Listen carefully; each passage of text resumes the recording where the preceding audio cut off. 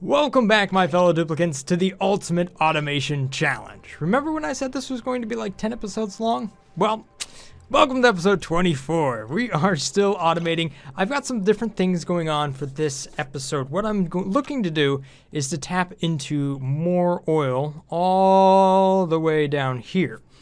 That way I can keep feeding the machine with crude oil so that I can make more and more steel, which I don't have a lot of at the moment.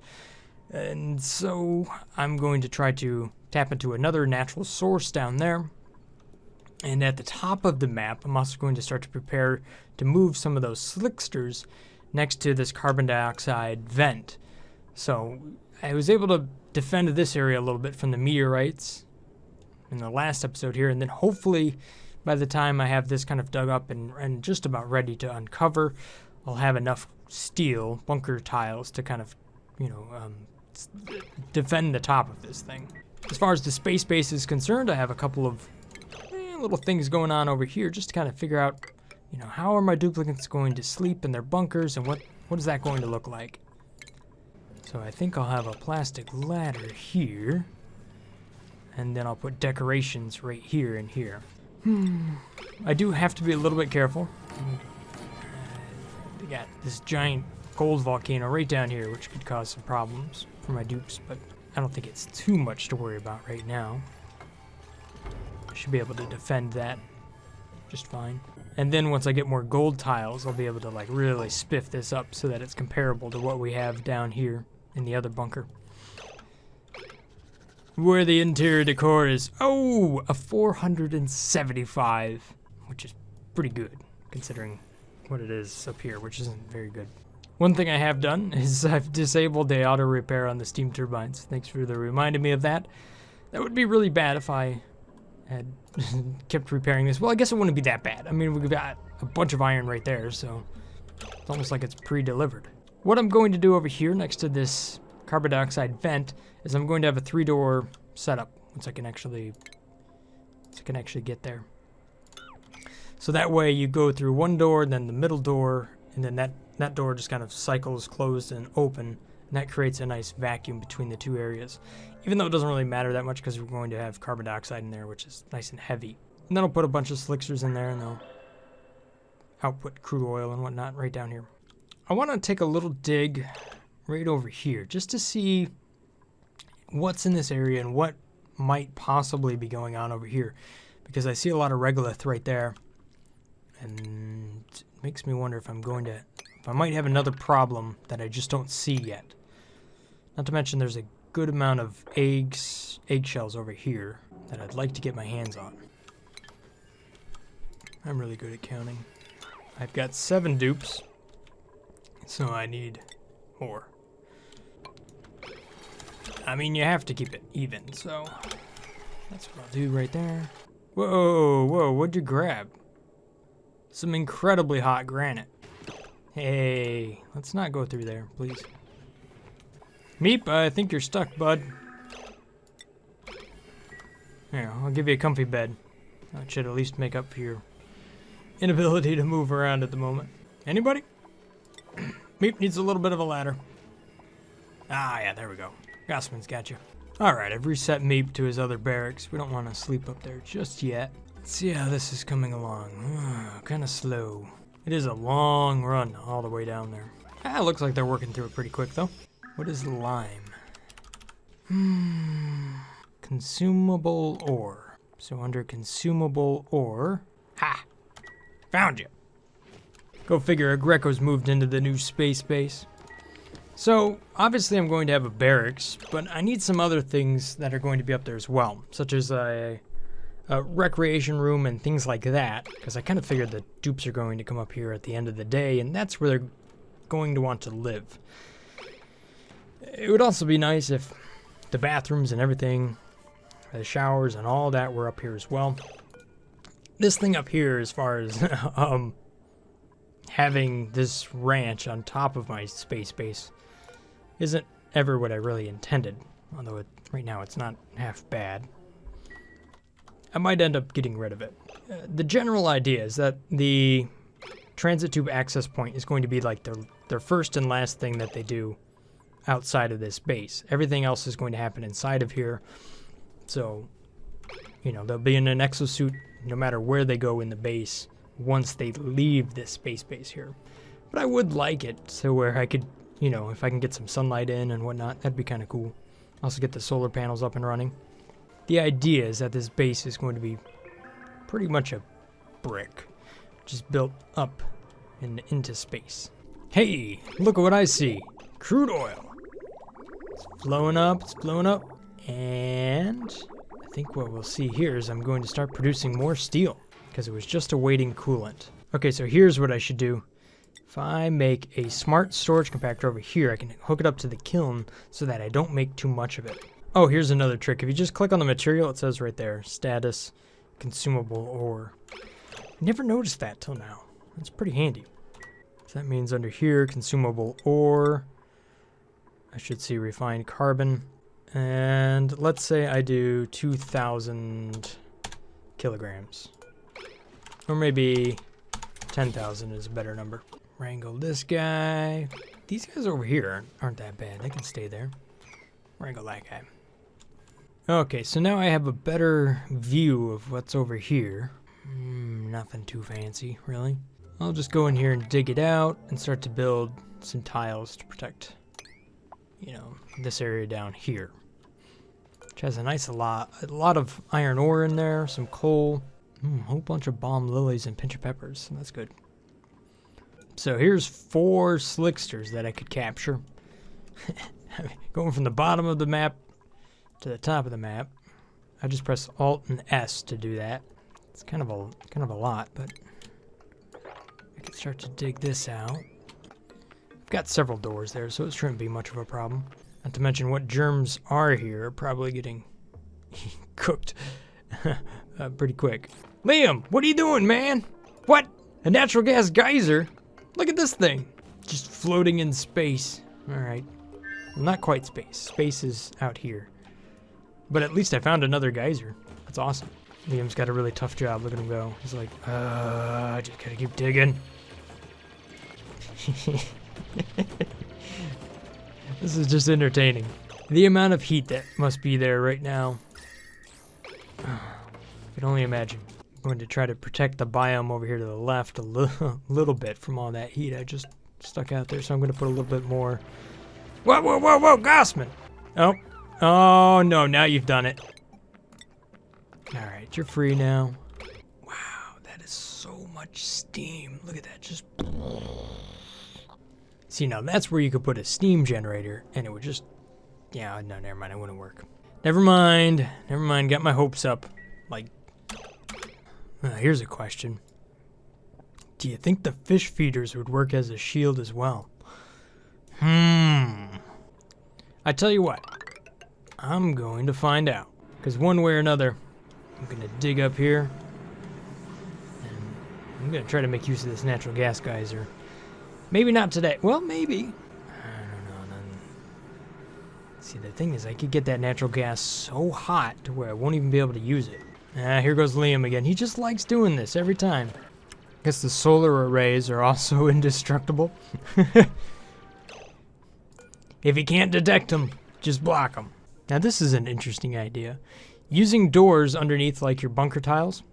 Da Vinci's saying you could use the doors to delete like the regolith and stuff. So if you don't give it anywhere to go, it would destroy. Is that what you're saying? Yeah, because you could move this stuff. Basically almost like a conveyor. A door conveyor. Are we up to that point again? Yes! Wait a minute. So you open the doors, you bring the material in, and then you close the doors, and it conveys everything into one tile spot. I'm gonna have to add that to the list as well. This series is gonna be like 1,000,000 episodes long. Hey, you guys forgot to build this before you built that. I was about to praise my duplicants for being super efficient this episode. Once again, they've read my thoughts, and have proven me wrong. Okay, so we were going to talk about, yes, the fish feeders. I mean, why not? Oh, lucky me. this actually moved what was ever up there. It must have gotten hit, and then the stuff moved over there, or whatever. I was thinking, how am I going to clear all that hot stuff off the natural gas geyser? Because, you know, if I don't do that, it'll just melt everything, because it's going to heat up that natural gas, and I won't be able to get a pump in there. Space fish, that's what we're going to be feeding. Hey, where's all my steel production? Nobody's running this. Not pumping. Is it because it's backed up? Ah, it's because it's backed up. Why? Because the oil refinery is busted. Oh! Well, there we have it. The fish feeders do not block meteorites. Nobody ever repairs anything. Anybody? Somebody. All my Atmos suits are like right there. Deliver. Alright, finally we're making some more steel. Ah! I just turned around and now the natural gas generator... Alright, so EXI, this is his Pachu farm here. This currently has 13 ponds and uses just about 16 kilograms of algae per day. Uses 2 sweepers per pond, collecting the eggshells, meat, tropicals, percentages, and stuff. Pretty ridiculous. Let's take a look at his picture. So if we take a look at his farm, this is what it looks like. This is very nice and organized. Look at that. Got a couple of fish right there with a storage compactor beneath it. And where's the arms? There's the arm. Oh, and there's another one right down there. So this one here... Oh, I see you've got all the algae traveling here like that. And you could pick up and drop it in from there. That's pretty cool. Nice and organized, too. Good job. Cycle 1150. Oh my gosh. Here I was thinking, maybe it'll just never happen. I'll never get this base organized. But you know what? If I have 1,000 cycles, I might get that far. All I know is this stupid water just keeps dripping all over my base. Stop it! I keep mopping up the same areas like 15 times. It's stressing out my dupes. Stressing me out. It's because of this steam. It just like hits cool air and then all of a sudden starts to puddle up. Okay, so because I have enough steel at the moment, I'm going to go ahead and try to tap into this natural gas geyser. Or the space geyser. I'll need to protect myself for any meteor showers that might find their way into this area, so I need to build the bunker tiles around it. Speaking of which, here they come. Now, I think if the angle of the meteorites, I should be okay if I start here. And this is as high as I'd need to go. The nice thing is that this will provide some protection for the stuff below it as well. It's starting to break through. I'm going to have to do that. Ah, good. My cool steam vent is about to start firing up again and making lots and lots of water. It's time to put a door down here so that this chlorine just doesn't keep gassing off forever. I mean, look at all the chlorine around here. So one of the questions is, can I destroy some of this old equipment that's around here? And I believe the answer is, I think I can. I can at least get rid of the security door. The lockers, I think, are stuck. But I was able to get 200 kilograms of copper out of that door. So yeah, I could do a little bit. One of the other projects I've been working on here recently is a new calibration tower for my 3D printer. It's actually a whole process that's captured inside of a Google spreadsheet. And because I'm running kind of a modified Ender 3 at this point, and I'm running higher end materials because I have it tweaked to run higher temperature stuff that you don't normally run on a printer like that, I really need to be confident that when I go to send a print to that, you know, if it's going to use 200 grams of material, that it isn't wasted or, you know, because of a silly thing like I never figured out what speed I needed to run or what the ideal temperature is, especially when you get to like layer bonding and whatnot. So I don't know if you're into 3D printer stuff, but you might want to check the description there because I'll be uploading that to my Thingiverse account. Oh, all right. So a whole bunch of steam has found its way in around this carbon dioxide vent, which definitely, at this point, I can just uncover this thing. Whoa, can't dig that up. Why is that tile there? Why'd I put that there? I don't know what I'm doing. So I can put in some mesh tile here, there, and everywhere. Where are you going, Meep? What? Oh, you're just picking up some nice hot iron to throw around my base. Thank you. Now where are you going? Oh, okay, you're going over here to the space base. I got it. Aha! That's what's going on. Steel production's coming along pretty good. I have another 1,700 that I can put down. That would be enough to cover this natural gas geyser over here. Man, I'm working on 2 geysers at the same time. How about that? You know what? I think it's going to be smarter. I'm not going to get to this one quite as fast as I'm going to get to that other one, so I'll put the bunker tiles on this one. Man, here's another Draco. I got too many Dracos around here. This one's enjoying the sauna. Yeah, and I got too many Dracos inside of here as well. Here's what I need to do. If I put a door there and then a critter release here, I can just kind of, you know, offload the critters from there to there because I can't feed them all with just these couple of plants. I'm not really going to take care of another plant. I want to say 4 is as many as I could possibly hold inside of here. What do I have? 1, 2, 3, 4, 5, 6 of them. Yeah, that's too many. How's the water doing? Oh, it's doing pretty good. I think I might make another one of these self-powering hydrogen units and just make it right here.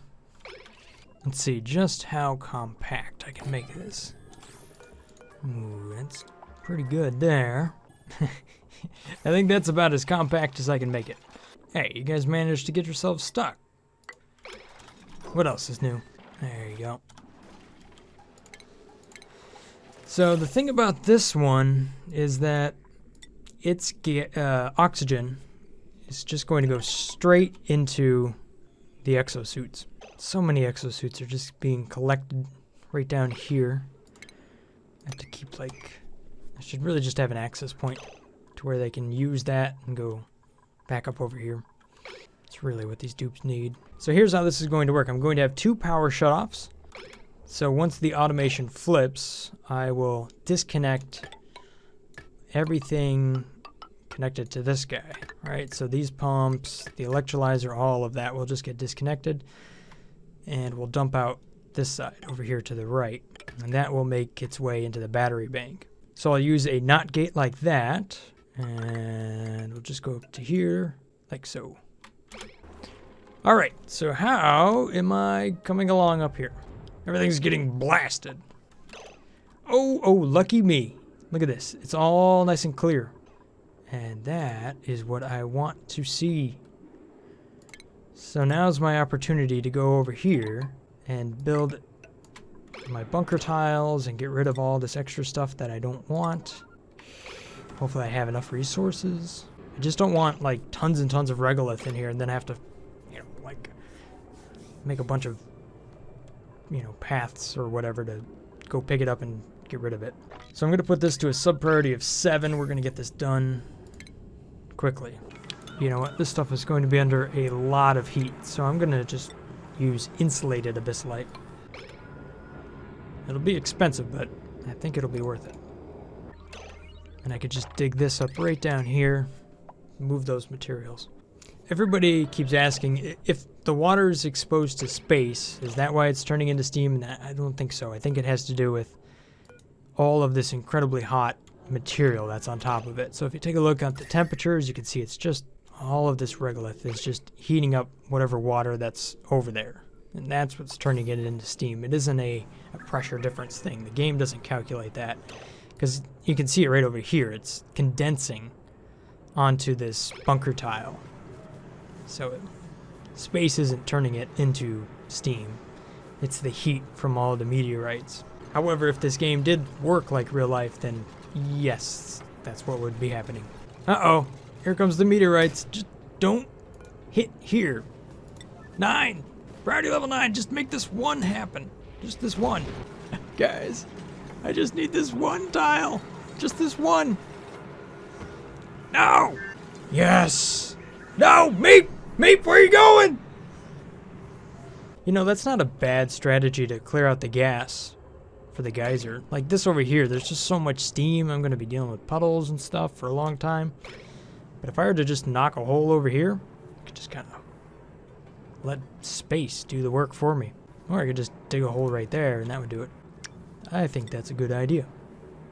I think I want to turn this into a door first, but then if I dig that open, let it all go. Speaking of doors, this looks like a good spot for a door. Look at all that steam. Yeah. So now, if I take this and I say if I go to 50 kilograms, I should be able to run some nice cool water through there, and that will make this condense. Let's see what happens here. Boom, just like that. So the polluted water that's making its way out on the other end is actually still kind of cool. It's at 15 degrees Celsius, so that's probably a pretty good number right there. I didn't move a lot of water through it, but that was enough to condense just about all the steam that was in there, actually. Yeah, that condensed all of the steam in there. Uh-oh. I see unrefrigerated food. Yeah, that's actually a problem. So somehow the carbon dioxide ended up getting out of here. So I'm going to have to build kind of a very quick emergency gas pipe or I might lose all of my food. Ah, there we go. That list is much smaller now. This will ensure that I have some carbon dioxide over here. I'm not sure how that happened. You can see my farm over here just went all toasty. Oh, that's because this is set a little bit too aggressively. At one point I had cleared out all the gas and it wasn't working all that well. Mostly because a lot of it's running up to the thermal nullifier up there. Oh, here we go. This is what I wanted to see. Look at all that natural gas. Okay, so a lot of natural gas found its way through. Oh, ah, darn it. They are able to hit just this side of the tile there.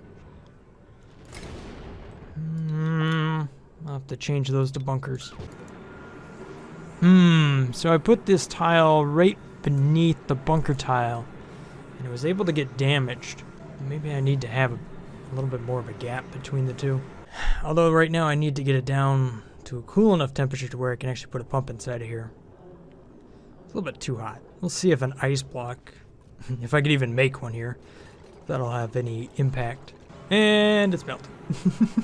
It did, however, drop the temperature down, at least down here.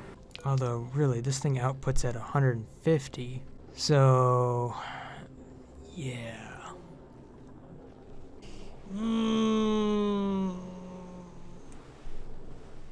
Alright, so that's enough for today. I think we made some good progress here. I was able to uncover this natural gas geyser here and protect it from the meteorites.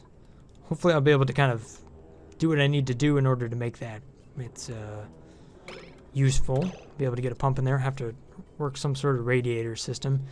Probably can use the polluted water that these natural gas generators actually put out at a lower temperature and be able to make good use of that. You can see the water there. That's nice and cool. That, or maybe just surround it with something that's cold enough for a while. I don't know. Actually, you know what? That'd probably be a great place to maybe put one of these wheeze-worts, unless they got a temperature that's too much. I don't know. We'll have to figure it out next time. Thanks for watching, guys. Hopefully you guys have enjoyed this episode here of the Ultimate Automation Challenge. If I've earned your subscription, then thank you so much for that. Have a great day, guys. Stay awesome. Peace. Brothgar out.